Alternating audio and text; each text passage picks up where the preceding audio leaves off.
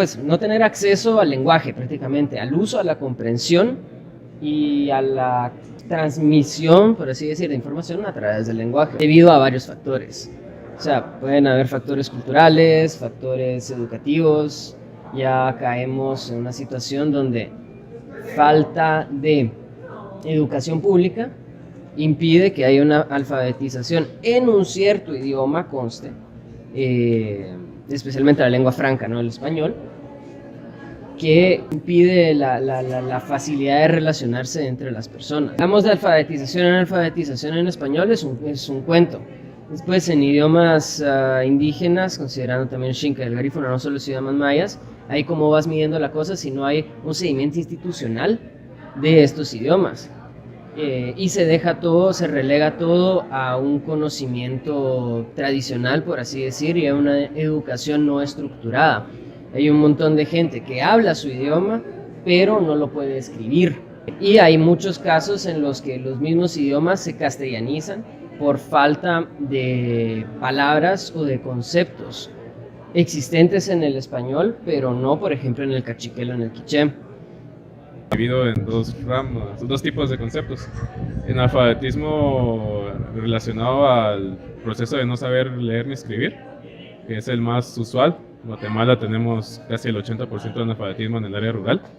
Y también en alfabetismo de cuestiones culturales, que a pesar de que se sabe leer y escribir, solo se tiene el conocimiento de cuestiones vagas o muy básicas, y también solo respecto a cuestiones populares, no a conceptos más amplios que nos permitan tener análisis. Bueno, el analfabetismo se encuentra como una barrera o un impedimento al conocimiento. Actualmente en Guatemala, al parecer somos uno de los países a nivel latinoamericano con los índices más altos del mismo, lo cual debe irse eliminando progresivamente. Para mí el analfabetismo es la carencia de lectura e escritura de una persona. Puedo decir también que es la falta de instrucción académica. Según la UNESCO, la palabra analfabeta es cuando una persona es incapaz de contestar un cuestionario complejo o de asimilar palabras escritas que tengan un cierto carácter técnico. Durante el 2002 al 2011 se mantuvo bajo el 8%, la tasa más baja que tenía Guatemala en cuanto a la educación primaria. Durante los siguientes años se mantuvo irregular, siendo este un importante factor para analizar el analfabetismo con respecto a los estudiantes de primero al sexto primario.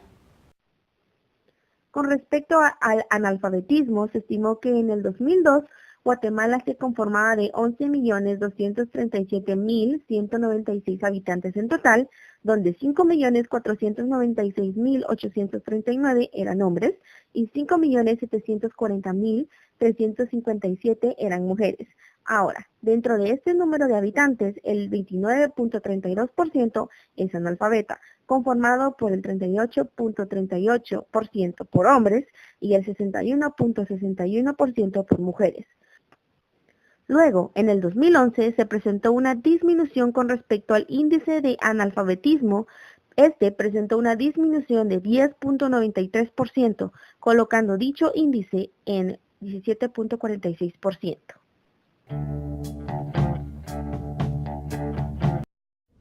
Estando en el siglo XXI, la región latinoamericana enfrenta un serio problema con respecto a la situación educativa de su población. En América Latina existe la imposibilidad de alcanzar una democracia efectiva mientras la población se mantenga fuera del acceso a la lengua escrita. Mientras el tiempo transcurre, la desigualdad social se hace cada vez más grande. Una parte privilegiada de la sociedad entra en la era informática, mientras que la otra parte no tiene idea de qué es esta tecnología.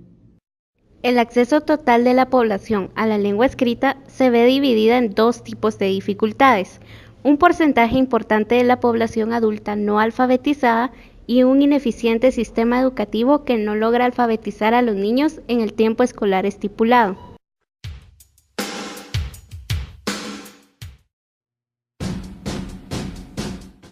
Desde Desde un punto de vista político, podemos mencionar que los países que han tenido regímenes políticos absolutistas o dictatoriales exhiben cifras elevadas de analfabetismo. También, la ignorancia está enraizada en el régimen de gran propiedad de la tierra. No es una simple coincidencia que los índices más altos de iletrados se registran en los países de características feudales. En cuanto a la política, son manejados totalmente por el gobierno. Ustedes se dan cuenta cuando hay elecciones presidenciales, luego van a lo que le llamamos vulgarmente el acarreo, pero directamente a personas faltas de instrucción.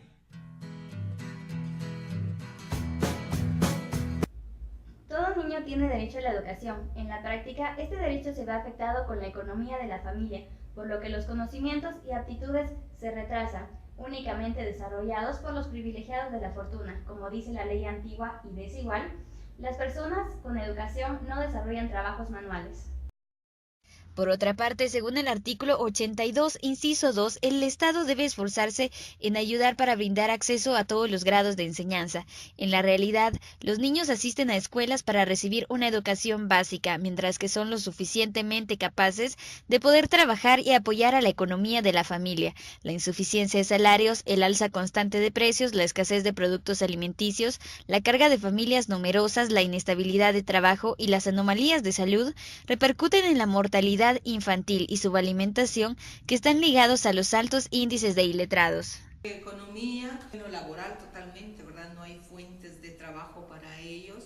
La economía tiende para ellos a disminuir, porque no hay mano calificada, ¿verdad? Que pueda ser ofertada.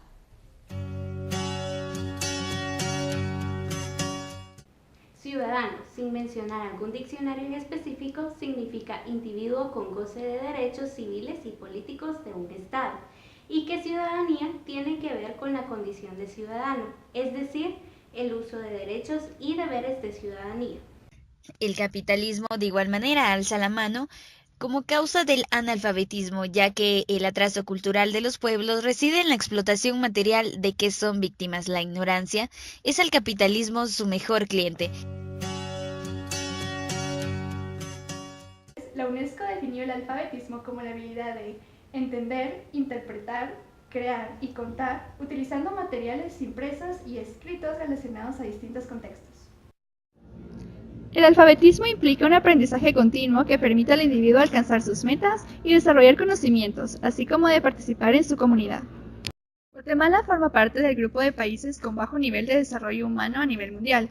Chile, Argentina y Uruguay son los 3 países latinoamericanos que tienen el valor más alto en el índice de desarrollo humano. Colombia, Perú y Ecuador presentan valores intermedios, y Bolivia, Guatemala y Nicaragua los más bajos. En relación con el acceso y finalización de la educación básica, Guatemala, junto a Honduras y Nicaragua, integra el conjunto de países de la región con graduación media en el nivel primario y baja graduación en el nivel secundario.